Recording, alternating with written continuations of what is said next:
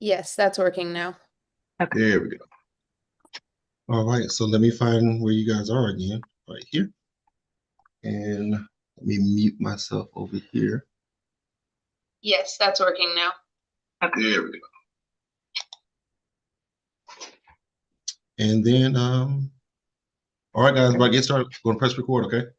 All right.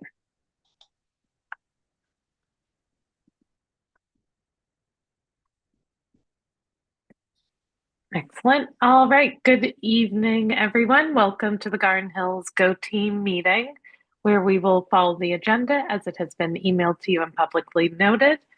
I would like to remind everyone that this is a meeting of the Go Team. Only members of the Go Team may participate in the discussion. Any members of the public present are here to quietly observe. For members of the Go Team, please identify yourself when you speak. I am pleased to call this meeting of the Garden Hills Go Team to order at 5:04 p.m. Our first order of business is to call roll. Ms. Hill will now take the roll. All right, please respond with present when your name is called. Dr. Dante Edwards. Present. All right.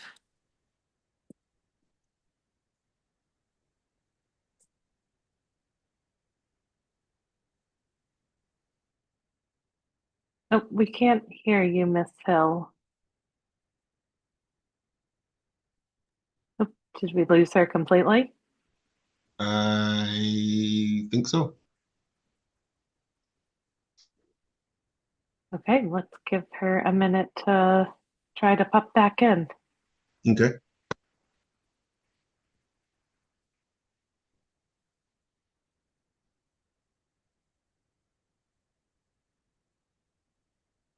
All right, here she is.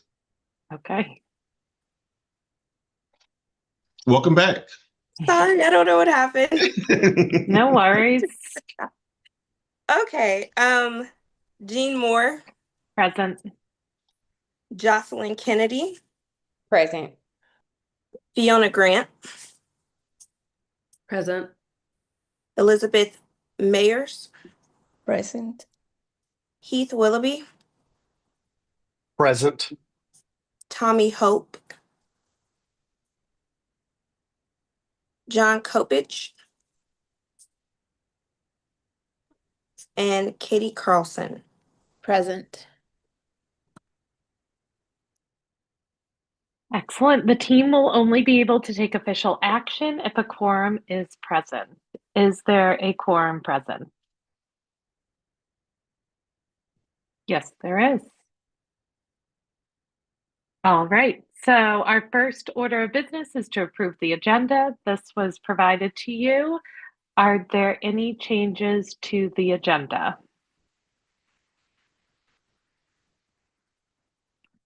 All right. If there are no changes to the agenda, may I have a motion to approve the agenda? I motion to approve the agenda. Thank you. May I have a second? I second.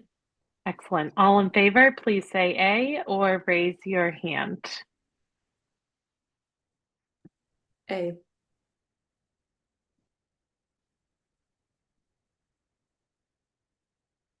Excellent. All opposed, please say nay. And any abstentions, please say abstain. The agenda has been approved.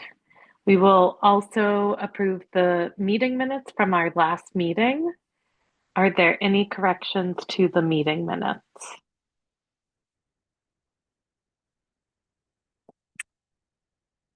All right, may I have a motion to approve the meeting minutes?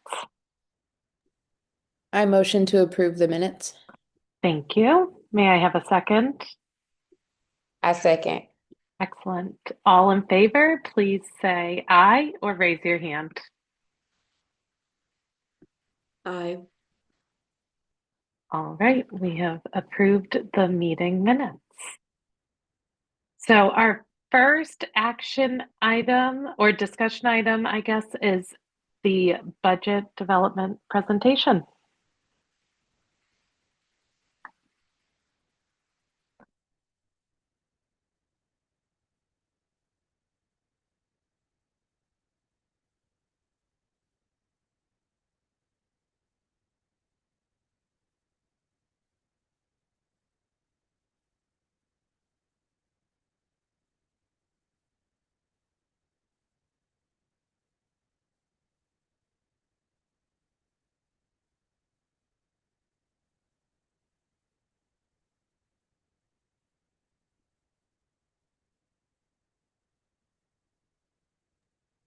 I guess it'll help if I come off mute.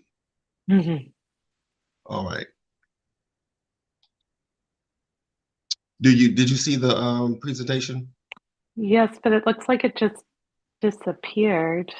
Yeah, I had to find where you guys were to come off mute. How about now? Yes. Yep. Okay. And then I put it in presentation view. You can still see Yes. it? Yep. Perfect. Perfect. Okay. So the bulk of tonight's work is really looking at the budget. And so as we already talked about the agenda, we'll go through that as what we've already voted on. So here we are with step 4 in the process. So tonight I'm going to present the budget to you, and then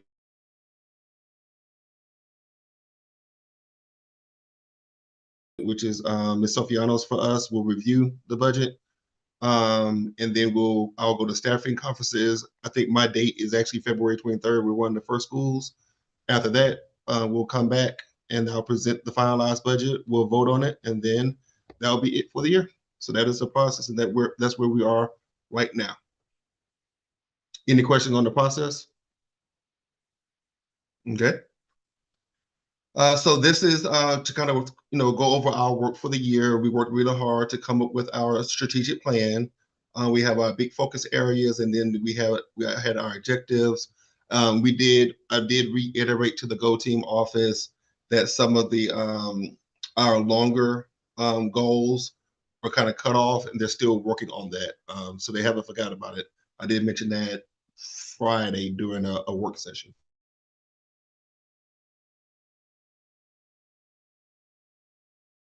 Created our objectives. Then we worked hard to rank our objectives. And so this is our final ranking of our objectives. And this is what we used to really guide our thinking as we were going through and creating the budget, making sure that those top priorities got more attention, and maybe some of the lower priorities, it may not happen this year, but we'll start to turn our eyes toward it as we go through. Remember, the strategic plan is kind of set for 5 years, but these rankings we'll vote on this every year depending on what's important for us for that particular year. So this is what we have determined to be important for us right now for the upcoming school year. And so here I kind of what we had to do was kind of write each objective, and then like how will that look for, and we're going to do this a couple of times as we go down throughout the presentation. So I won't read all of this to you, but I'll give you an opportunity to kind of look at this. This has 2 slides to cover our objectives. So I'll give you time to kind of read, and then if you have any questions, I'll answer. Or if there's anything that you think we should add, we could do that as well.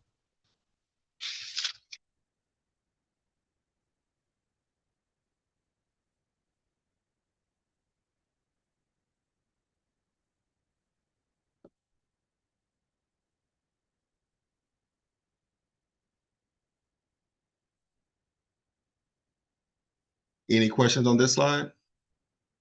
Anything you want to add? Okay.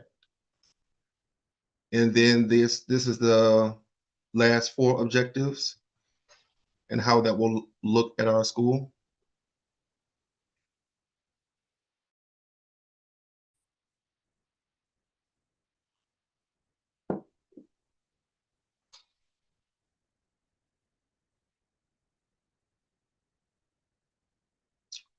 And any questions on this one?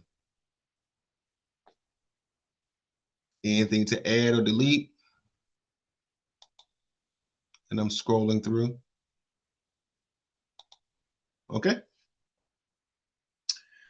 And so then after that, we have to talk about our focus area, our strategic objective, and then what are we actually going to apply to get the results and address the objectives.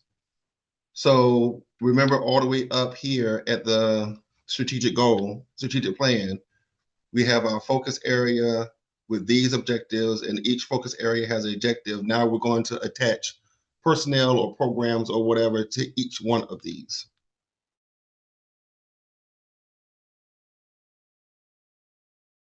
This is our number 1 objective. Well, how do we go about doing that stuff? we align all of these general ed teachers, special ed teachers, instructional paraprofessionals to make sure that we're able to address this objective. And that will go over several screens as we go down. So just like the last slide, I'll give you a time to kind of look at it and kind of go from there.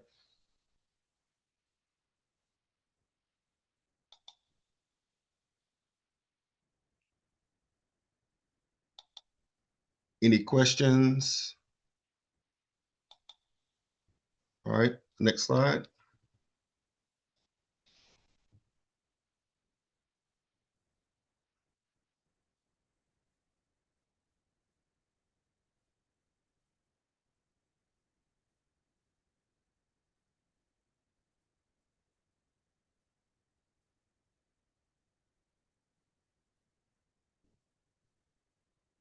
Any questions? I have one. Okay. Our responsibility is shared. It talks about biases, attendance, equity, expectations. Well, this may not be the place, but would our MTSS coordinator be part of that? Sure. Yep. Because when we do our care team, she is a part of that work. What is the MTSS? It's our intervention specialist. So that's that group of kids who they're still general education kids, but they haven't reached all the way to special ed status. And so we put more emphasis on them, a little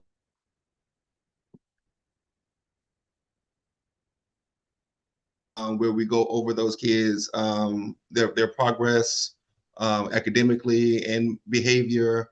And we also look at attendance. So we've kind of shifted our focus this year from just overall numbers and really digging into subgroups. And so, we're trying to track and say, okay, well, this subgroup is trending this way. What are we going to do about it? And what is our outreach? So we're just being more strategic this year. So right now, our attendance is up about 5 points from last year by having that approach. So we're looking pretty good. Great. And she's a part of that. And the acronym stands for multi-tiered system of supports. Okay. Yes. And it goes back and forth between that or intervention specialists. So it's all of that, all that edubabble. Do we need to add like a language teacher, like a Spanish language, like don't the English only classes at the one above what we're talking about? We are strengthening because we're talking about biliteracy and bilingualism. And The DL newcomers, maybe. Miss Mackenzie was newcomers teachers this year? Is that what you're thinking, Miss Moore? I was thinking like more what Senora Paulson does for the English Oh. only, Yeah, because yeah, they yeah. don't receive Spanish without a Spanish teacher. Yes, you're right. All right, we feel good.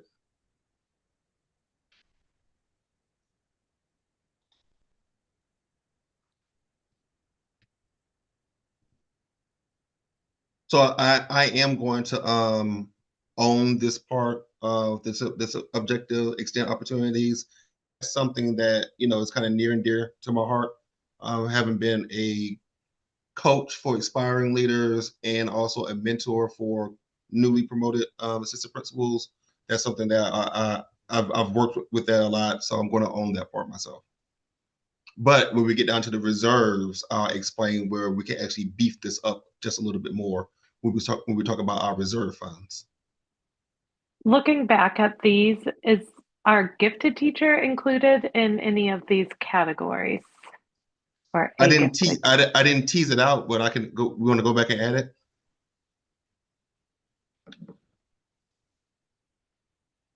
It would probably be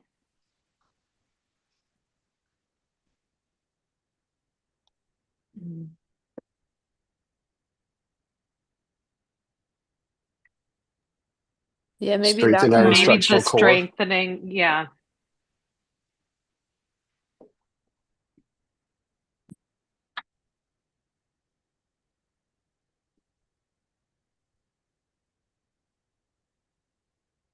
Do we like it here I in the I third think one? the one above it, right? Or you like it?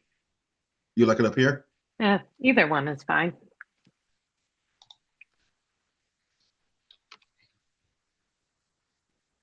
Yeah.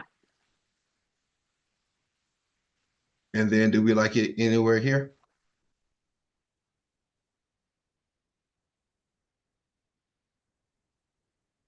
I mean, I think that's where you have it is probably best. Okay.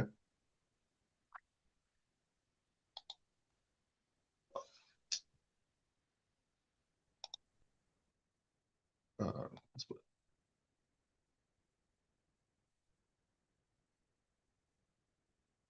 This is and Go Team, really.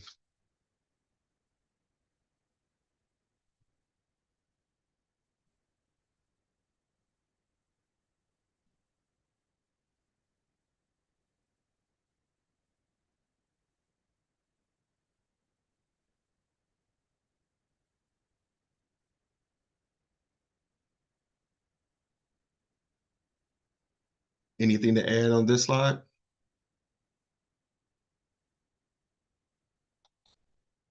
All right. And so now we'll just talk about our staffing and non-staffing going into next year. I am very happy to say that we are not looking at any abolishments this year. We came in on the plus side of things. It was still about $22,000 less than what we earned last year. Parent liaison, our hourly parent liaison. So that had an impact on that position. But the previous parent liaison, she resigned. So still, it wouldn't be abolishment. It's just a really good way to balance budget is by through attrition. So as it just gets smaller, we just don't feel it. That way, we don't have to go around abolishing positions. So we knew that we wouldn't be able to sustain that position going into next year. So there was no need of trying to hire somebody for the remainder of this year for a couple of months and then abolish it. So we distribute those tasks among all the personnel on the admin team. So on the next slide, just kind of explain what this means. So you have all these positions in the school and more. This is the baseline is what the district is suggesting that you should have the amount of people. That's in the base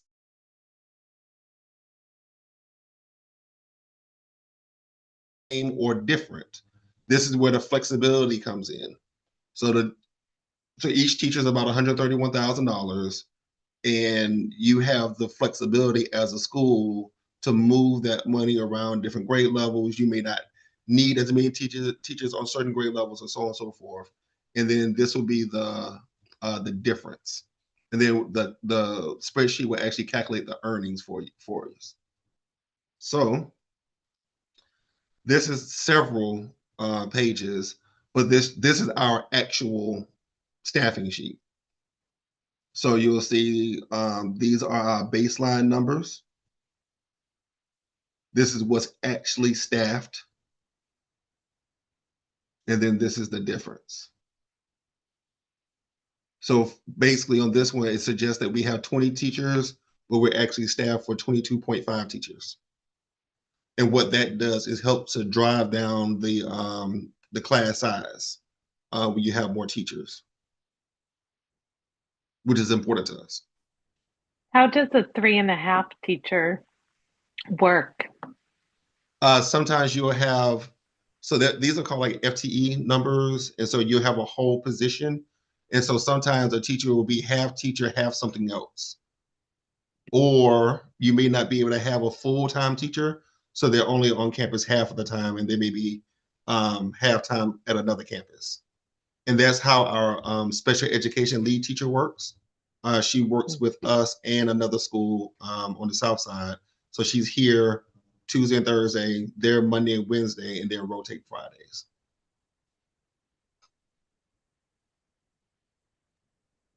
I have a question. Mhm. So for third grade, it says 3.5, but we have 4 teachers. Right. So that's why I was saying that there's probably someone on the fourth grade team that's have something else when it comes to assignments, and that's on another sheet that's not for public viewing, but it's still 4 people that's going to be there. We might be getting it with that teacher gifted 1.5, possibly to balance it out. Right. So when you look at the whole Okay. thing, it all balances out. And I know that we collapsed a kindergarten class this year. Mhm. What happens if more kindergartners come next year? Well, kindergarten is the one grade that's the least predictable. Okay. And so as we get into, as we are in budget season, and then we're going to start to shift the conversation, and we can start looking at, well, if you only had one kindergarten class this year, then theoretically you should only need one first grade class next year, right? And then we may put an additional personnel in kindergarten to help with that potential overflow. And so all those kind of conversations will start to come up like that. Okay, yeah, that makes sense. And then these are some more positions that we have on campus. And this is what I'll talk about right here, the special education lead teacher, 0.5. I'm highlighting that one because I'm going to talk about that when we get to our reserves as an opportunity for us.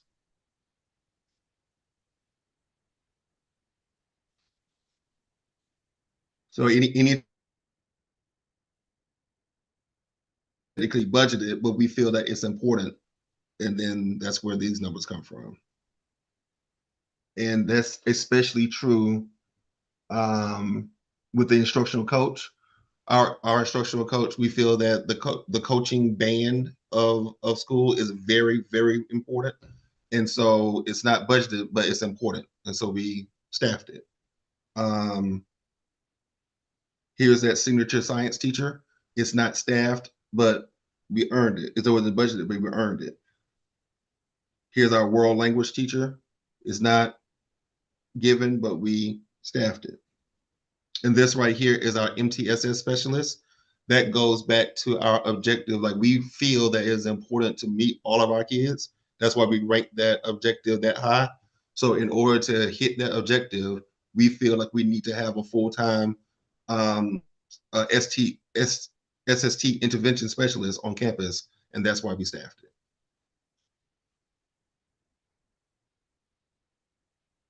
So that's the overall staffing of the school. Any questions over that? All right. Then after staffing, you talk about your bills. So these are all the other things that go along with running a school that doesn't have anything to do with personnel. Just in the future, for people who remain on this Go team or go to other Go teams, when we talk about like balancing a budget, and if we did have a deficit, this page right here isn't what you play around with in order to balance a budget. It's really the staffing pages. And that's why most people have to go to the abolishment route in order to balance it, because that's just the fastest, it's the most expensive place. So that's where you'll go first. So again, we're definitely fortunate that we're down that route this year. And so similar to the last page, it'll give you a recommended amount that you should spend, what you actually allocated, and then the difference. So this is the example. And this is actually Garden Hill's non-staffing budget. So this first column I want to highlight is the reserve. That's the percentage that's held back every year, because what you don't want to get into is a situation if you don't meet enrollment and you spent all your money, that can really devastate your school, right? So there's a savings, a rainy day kind of a fund that's always held back. And then after your 10-day count, which is important for kids to start school on time. I know sometimes it's a tradition to start after Labor Day. No, now you don't count into the budget. We lose money, but the actual kid is here. So that's why we encourage everybody to start school, start strong, and on time. I'm letting Mr. Hope in now. Mr. Hope is joining us. So that's where this comes in. And then you lose or gain from this number proportionally. Each kid is about $6,000. So I think we'll go over another slide in a second. I think we're predicted to have 441 kids. And so let's suppose that we only have 440, then we'll lose 6,000 of this 109,000, and then they'll drop that into our account. But if we get 442 kids, then they'll give us $6,000 and so on and so forth. So it's not a zero sum type situation. If we don't hit the budget, if we don't hit our enrollment, then we lose all of it. No, that's not the case. It's proportional.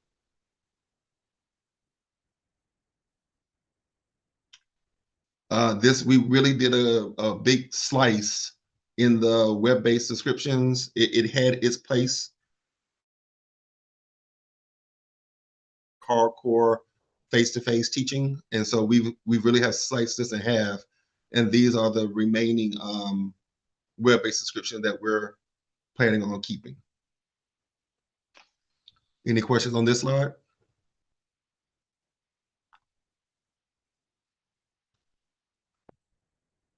And then this is the remaining cafeteria monitors. We share a residency officer amongst the cluster.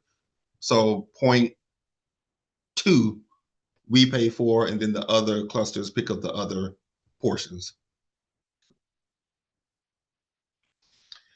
And then this is what you really want to see, where all the money is going. And as you can see, nearly 2/3 of our budget goes directly towards instruction, and that's what you want. The next biggest slice is pupil services.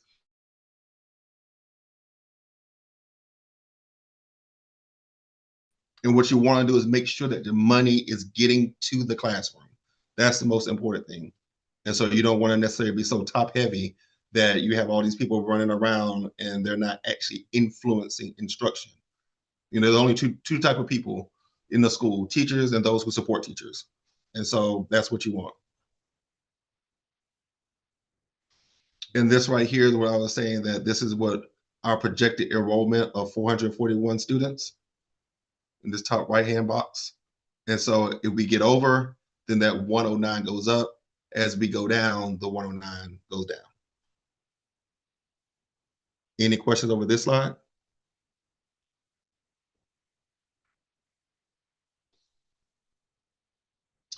And then we have to have a discussion of, okay, well, we have these reserves.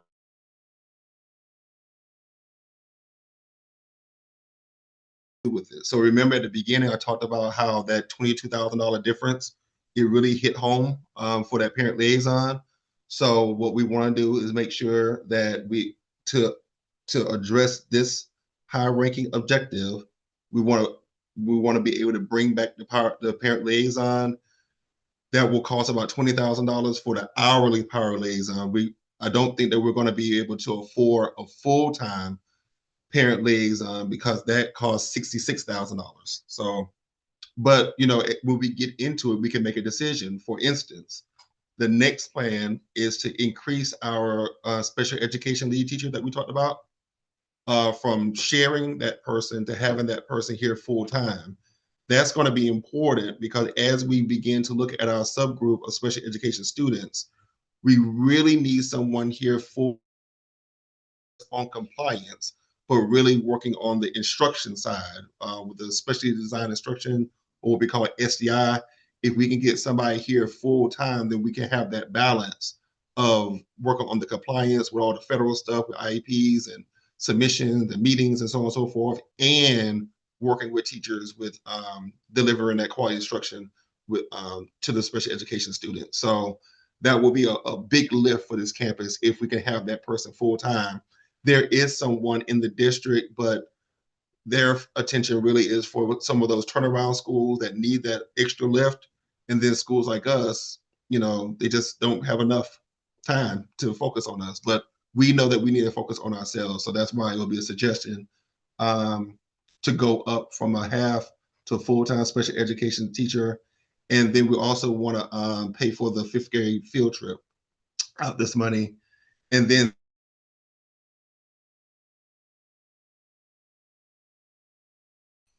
opportunity to expand leadership, additional leadership, I will do, and I will own the Aspiring Leaders program myself. But when a person leaves here, that's just, Dr. Edwards helping me out, giving me some really good advice.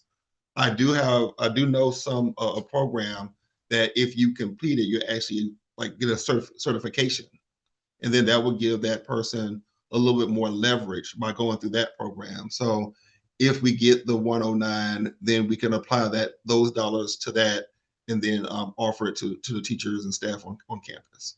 And that'll give it a little bit more weight. Any questions on the reserves?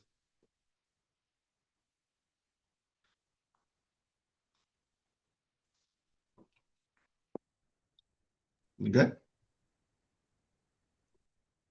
All right. Gina, is this still me? Yeah, did Miss Hill have a question? You Oh, came Miss up. Hill, you had a question?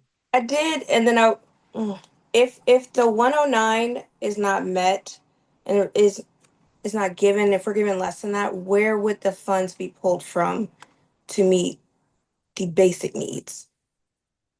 So it comes from the reserves. So if the 441 students, if that number isn't met, then it goes down $6,000 per kid. Yes. So if it does go down and we don't meet that total, who would be the first to pull from the budget? That would Well, we have to look at the whole budget, okay. and then because it'll depend on how far down. So first of all, let's just work with some numbers real quick. 109,000 divided by 6,000. We would need to be less than 18 kids. If we were 18 kids short of the 441, that will take it down to 0. So we wouldn't get any money, but we wouldn't have to give back any money. Oh yeah. We just lose that reserve, right? So then as we get to 19 kids short or 20 kids short, we may be able to play around on the non-staffing tab that we talked about, that in the 9, right in their range. If we're for some reason dramatically short and we're like $100,000 in the hole, then that's what I talked about earlier. Then personnel will be affected. Now I But know. we'll have to look at it in its totality. So it's not like a simple, oh, we're going to lose a third grade teacher because we don't know where the enrollment is short. Yeah. So we'll have to look at it to see where we're. But if it's in the $100,000 range that a school is short, then it's definitely personnel at that point. In Would Atlanta Public School, go ahead. would the food program also be factored into this? Say if we weren't able to feed students, I know lunch program is free right now. If there were changes to that, would that affect the budget in any way? No, that's a whole nother Okay. department, our nutrition department. So that's Okay. not school related. So Okay. that will still stay free for breakfast and lunch.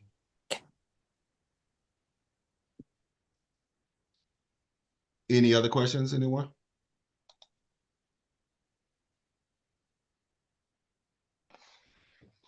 All right, so we have a couple of questions to kind of go through and discuss. So do you feel, as a group, that the budget proposals support our school's strategic objectives and lead to achieving our goals? Or any programs. So the good thing is that we didn't start off in the hole, but we didn't have a lot of money to play around with in the first place. So we weren't able to be creative on the front end with creating any new positions or bringing any new programs. But like I said, when we look at the reserves, there are some positions that we would consider bringing online, like the hourly parent liaison and increasing the cell. And then anything that we need to trade off or reduce that you see, I really feel strongly that we need to do this versus that. And, you send me back to the drawing board and make some adjustments. And then all of our staffing positions, do we feel comfortable with that? So there's some questions to kind of throw out there and just have a discussion.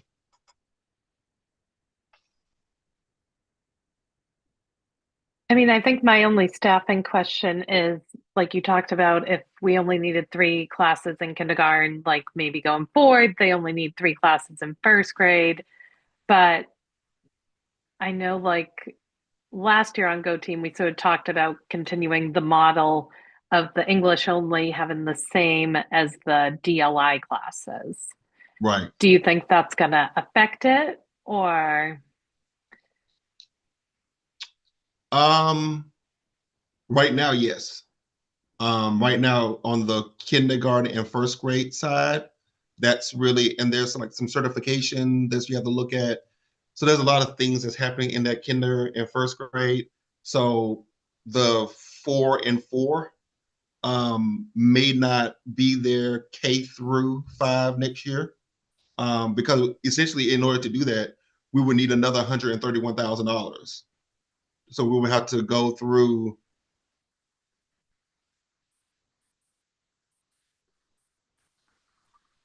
If you guys are saying that, just throwing it out there, if we're saying that the MTSS position isn't what we want, but we want to maintain the 4 model, then we could abolish the MTSS position and then create a teaching position.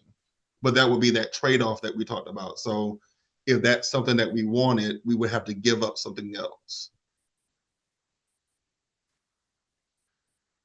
What is like like, do we have a cap though on class size? Like kindergarten and first grade to me just feels like such a important grade to focus on low class size because there's so much learning and foundational skills that need to be done. I just don't want to set us up for not providing that when Yeah, looking at this budget. I think the state size is 26. I think that our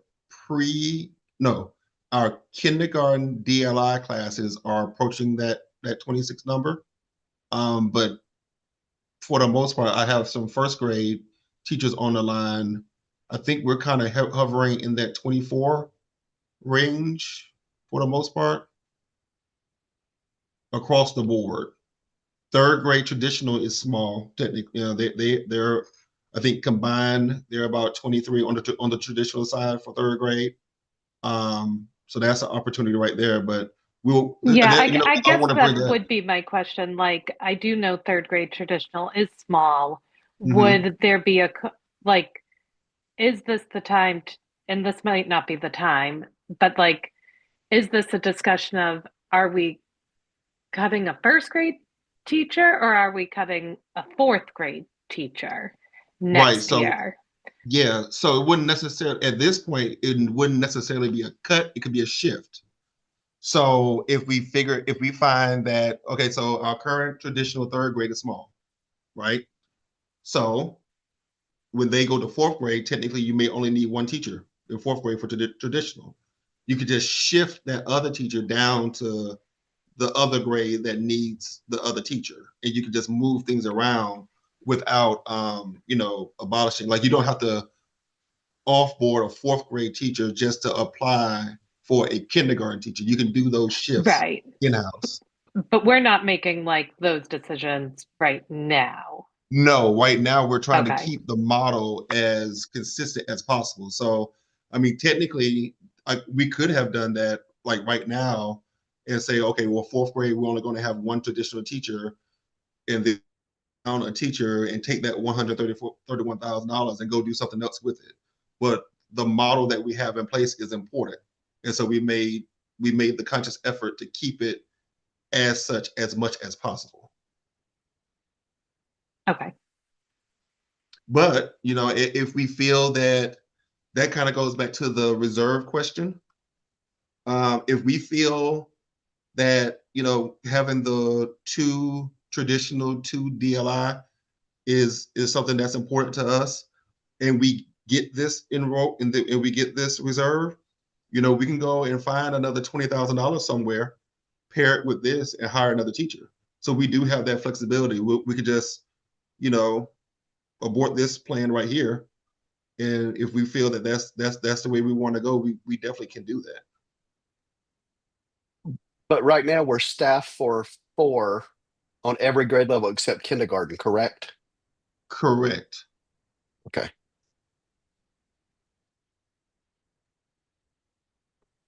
So what you're saying is it's easier to keep it staffed at 4 and us move around where we need than to try to create a new position because we abolished the position, correct?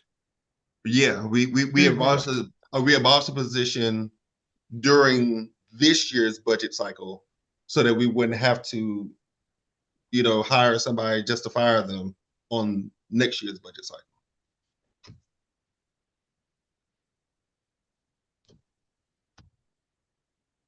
Okay, I think that all makes sense. Thank you. Okay.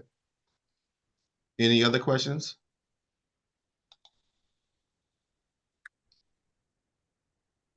All right. Well, we're at that place now. Perfect. If we feel like we have discussed the budget and there are no further questions, then we can take a vote on approving the draft budget. May I have a motion to approve the budget? I motion to approve the budget. Thank you. May I have a second? I second. Thank you. All in favor, please raise your hand or say aye. Aye. Excellent. All opposed, please raise your hand or say nay. And any abstentions, please say abstain. All right, the draft budget has been approved. All right. Well, first of all, thank you and thank the entire team for, believing in me, believing in this admin team to get this done. It wasn't easy. And so thank you for trusting me in this role. And so, like I said, my next step is to take this to staffing conferences, have them take a look at it, and then I'll report back to you after that for the final vote, and then we'll be ready to rock and roll for FY27. Excellent. All right, I think we are moving on. Oh, Sorry, I do have a question. yes. Oh, go ahead. If could the proposed new principal possibly change the budget after this? It kind of depends. It Okay. depends. So we're going to talk about the selection.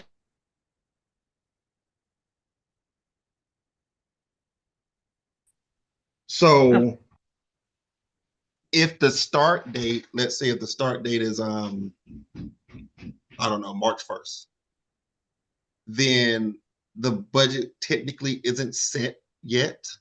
So they may allow that person to come in and, put their flavor on it. Maybe. But if it's like a July hire, then no.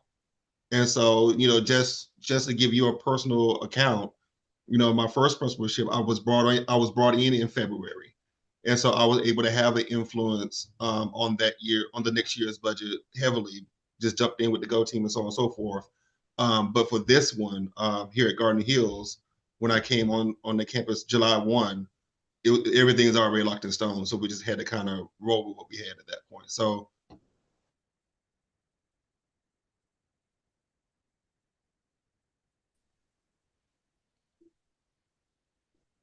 Okay, I think you froze on us for a minute, but oh, I did.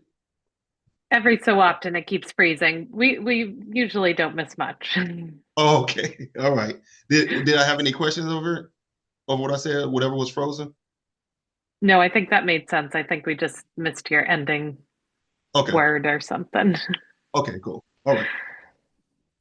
All right. Just my updates. HVAC is still moving right along. Our next big thing is next week. The campus is pretty much going to be shut down, and they're going to take that middle corridor and rip it all apart and cut some holes in the walls and make 2 new offices down there. So that's the next big thing. Then there's some little paint.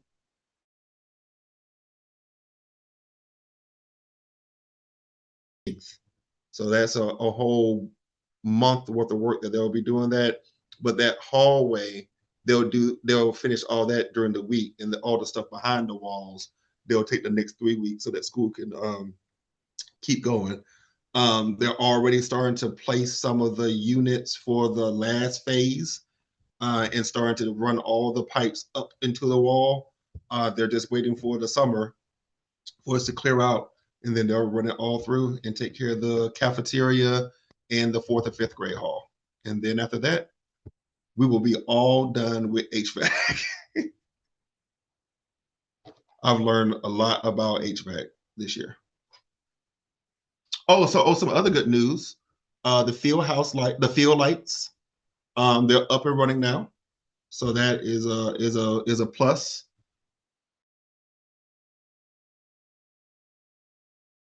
We're scheduled to break ground for the field house in March.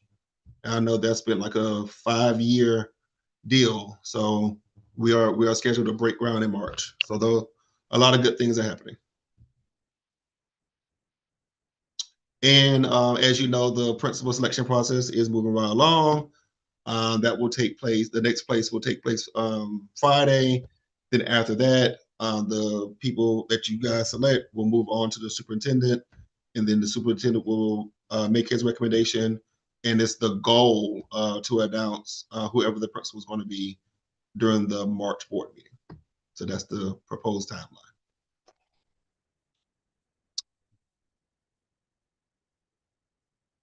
And some announcements. Our 3rd graders did really, really well. 9 math. I had the folder. Oh man, I really did have it. So our 3rd graders in Miss Hernandez class. Let's see here. We were number 4 in two-digit subtraction. We were number 4 in comparing numbers up to 10,000. Number 7 in multiplication score rankings, and number 8 in two-digit addition. So great job to our kids. So I gave them a shout out this morning on the announcements, and we have another shout out coming Thursday for our tech fair winners. So you just have to stay tuned for that one. Any other announcements from the?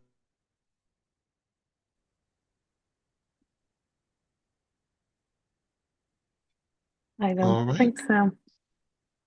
All right. Well, the way that our Go teams are set up, that every year there are some seats that fall off, and there will be an opportunity. But I think you can come back in a different position. I think in some cases. So just want to get it out there that you can declare your candidacy now, and love to work with you again next year.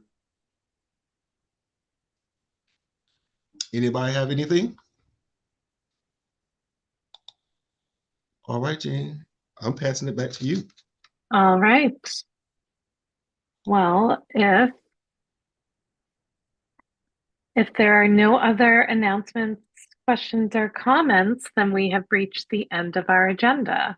Is there any other additional business at this time? Then may I have a motion to adjourn the meeting? Motion to adjourn the meeting. Thank you. May I have a second? I second. Thank you. All in favor, please raise your hand or say aye.